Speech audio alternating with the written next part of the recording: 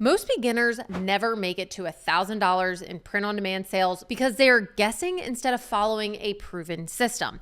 Now, over the last 5 years, I have built 4 print-on-demand brands that each hit 7 figures in sales in the first year running them. And I've distilled everything that I've learned, every failure and every win, into one exact roadmap. In this video, I'll give you the system that I'd hand to a beginner who wants to reach $1,000 in sales fast. But of course, you need to put in effort in order to do this. This is by no means a click a button and make money type of business model. Those simply do not exist. That's called the lottery. The very first step to making your first $1,000 is simply choosing your niche. And I'll be real with you. The first store that I ever launched had absolutely no niche. That was the biggest downfall because essentially I was talking to nobody. After working with hundreds of new sellers, I have seen the same mistake over and over and over again. And people get stuck in this analysis paralysis, stressing about picking the wrong niche or picking a niche that doesn't have a future growth. And honestly, I get it. You're putting in your time, you're putting in your effort, and sometimes your money. So of course you want it to be right the first time. But the problem is it's confusing to know, is this actually a good choice? Back in 2020, after my first store completely flopped because it had no niche, I spent weeks then digging through Facebook groups, scrolling Pinterest, searching Etsy and Amazon, and trying to figure out if a niche had enough buyers in it or if it could even grow over the next 5 years. It was that moment of being stuck and feeling paralyzed and unsure of what decision to make that I realized that there was a need in the market. And that's why I built the WeScale Brand Builder GPT. Now, the way that this GPT works is that it's going to ask you about your interests and your passions, and then it does the heavy lifting of research, helping to validate your niche and showing you the market size of your niche and making sure that there's room for growth in the future. That way, you're not just guessing or overthinking, you're making confident decisions that are actually backed by data. And instead of having to go out and find all of that data for yourself, this GPT is going to be doing all of that for you. Now, one of the beautiful parts about building a business now in 2025 is that we have AI that we can use to leverage and build our business a lot faster. Versus 2020, AI wasn't even a thing. At least I don't think it was. And instead, I had to do all of this manual work. Once you have that solid research, you also have clarity where you can move so much faster through the rest of the process instead of getting stuck before you ever even launch, which leads us into step number 2, which is then your brand name and your logo.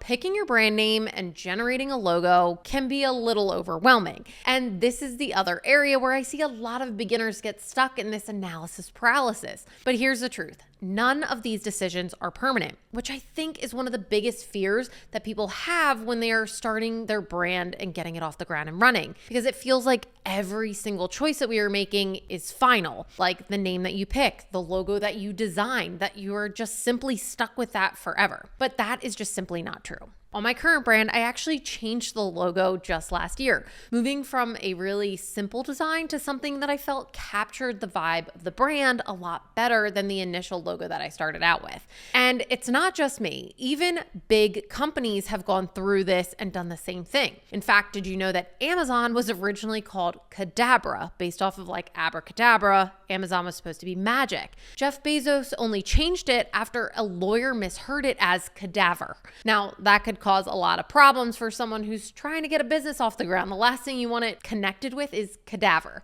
Google, on the other hand, they started out with the name Backrub. Now, these are 2 of the largest companies in the world, and even they switched their names after starting. So you don't need to get hung up in thinking that you need the perfect name or the perfect logo or the perfect brand identity from day one. This is where the Brand Builder GPT is going to help you make so much progress so much faster. Once you've selected your niche, it's then going to prompt you to generate brand names and even your logo. Now, when I tested it, it gave me 10 solid name options right away. And you can go back and forth and refine the style if you want, and even check if there are available domains for each name. And just as a quick note, you don't have to get stressed about getting the perfect .com. .com if you're looking for your domain as well. I've had brands that were .co, .store, and those did 7 figures as well. So .com works, but so does .co, .store. None of those things are going to hold you back from actually making sales.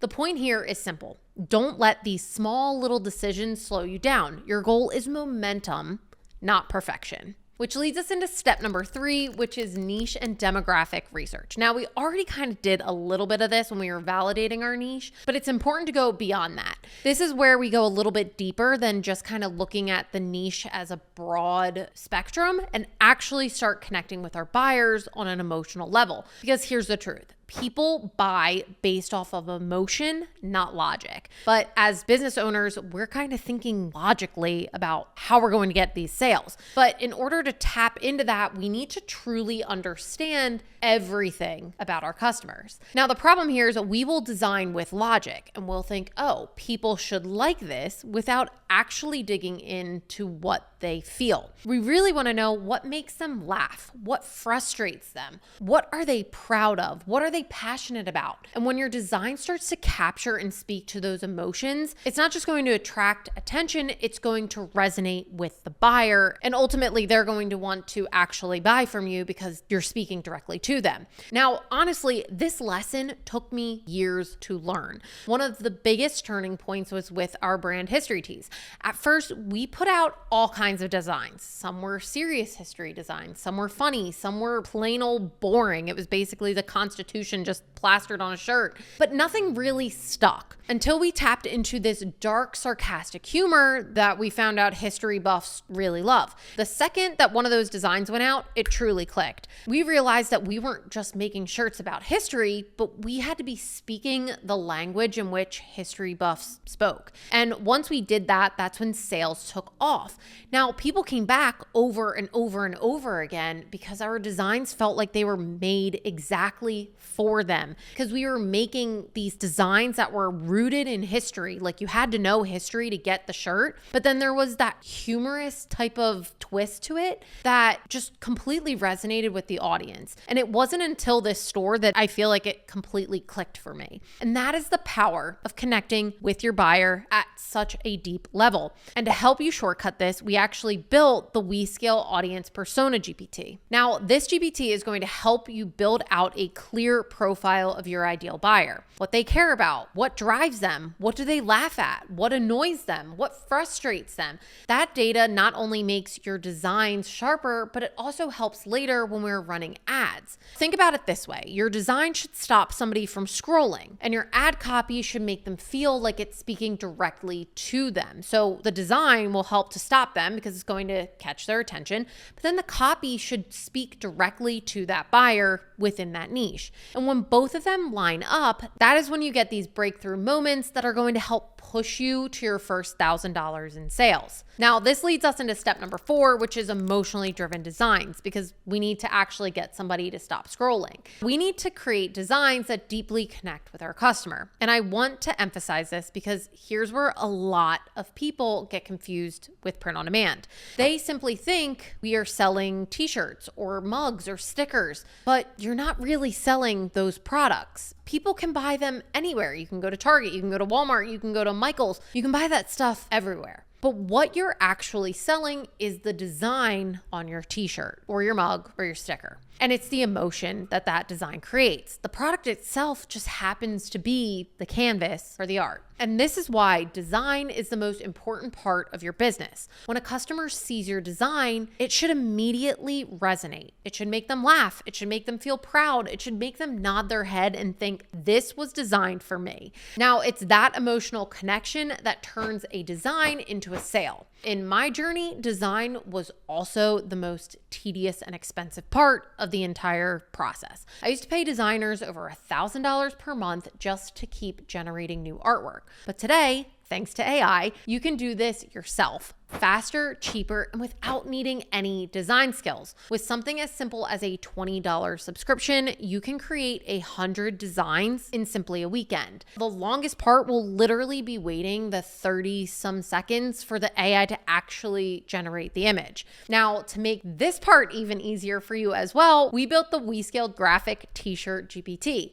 Now, here's how it works. You're simply going to feed it your insights from your audience persona or your niche research, and it's going to generate design concepts that are tailored specifically for graphic t-shirts. Now, this matters because designing for a t-shirt is very different from designing for a mug or designing for a sticker.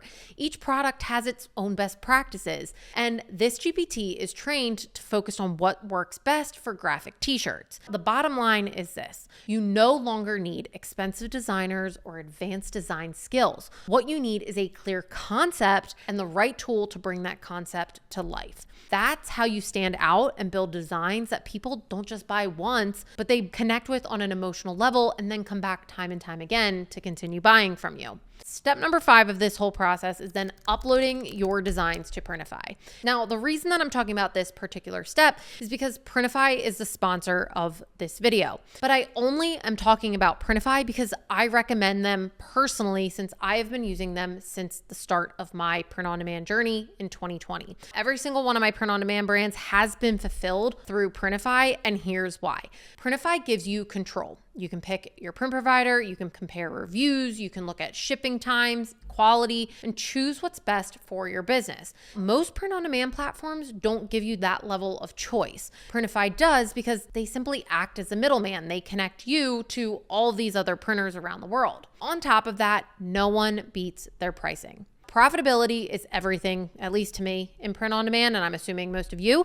And after 5 years of testing, I've never found another print provider that can beat Printify on cost. And that is a big reason that I've been able to scale profitably across 4 different brands. So if you're interested in getting started with Printify, just click the link in the description below. I have it there for you, and use the code WeScale to get 1 month free of Printify Premium. Now you may be wondering, Meg, all this about Printify sounds great, but how do I get my hands on all these GPTs? And that's a great question. Just click the link in the description below, throw in your email, and we will actually send all of the GPTs that we talk about from this video to your inbox. Now, if that sounds good to you, just click the link in the description below to get started. But let's finish out this video and go through step number 6, which is setting up your Shopify store. Now, once our products are fully uploaded into Printify, we can connect them directly into Shopify. And this is the step where your brand really starts to come alive. I'll be honest with you, this part can definitely still take some time. Now, I have 2 options for you to help get your brand up and running. The first is that we built a checklist that is available inside of our free school community. It's going to walk you through every single setting that we would make in order to pre-optimize our store before we ever take sales. Now, also in our free school community, we have an area that can give you access to a pre-built Shopify theme